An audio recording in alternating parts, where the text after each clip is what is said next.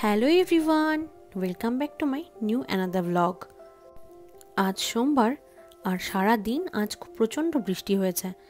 আর সকালবেলায় আমি কিছু জামা কাপড় ধুয়ে রেখে গিয়েছিলাম, সেগুলো আর শোকানো হয়নি, তাই ওই ভেজা জামা কাপড়গুলো নিয়ে চলে গিয়েছিলাম শোকাতে। জাপানে ভেজা জামা কাপড় শোকাতে কত পরিমাণে খরচ লাগে সেটা চলুন আপনাদের সাথে আজকে শেয়ার করি। যেহেতু আমার জামা কাপড়গুলো আগে থেকে ধোয়া ছিল, তাই আজকে শুধু শুকিয়ে নেব।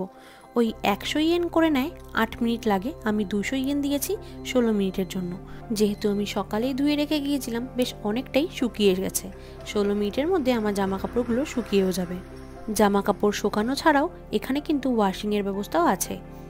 আপনার জামা কাপড়ের পরিমাণ অনুযায়ী আপনি কিন্তু মেশিনটা সিলেক্ট করতে পারবেন। এই যে এস সাইজ, এখানে 11 কেজি মাল দেওয়া যাবে, আর এম সাইজে 18 কেজি মতন। আর এছাড়াও কিন্তু জুতো ধোয়ারও আলাদা ব্যবস্থা আছে, ওই 20 মিনিটের জন্য 100 ইয়েন। চলুন, আমার জামা কাপড় শুকানো হয়ে গেছে, এবার এগুলোকে নিয়ে বাড়ি চলে যাই। আর আজ যেহেতু আমার রান্নাবাড়ি কিছুই হয়নি, তাই রাত্রে চলে গিয়েছিলাম ডমিনোজে। সৌরভ আমাকে ট্রিট দিল। কোপা আমেরিকায় যেহেতু আর্জেন্টিনা জিতেছে, সেই আনন্দে ও আমাকে আজকে ট্রিট দিল কোকার পিৎজা দিয়েই। তাই রাত্রের ডিনারটা কমপ্লিটও করে নিলাম আমরা দুজন।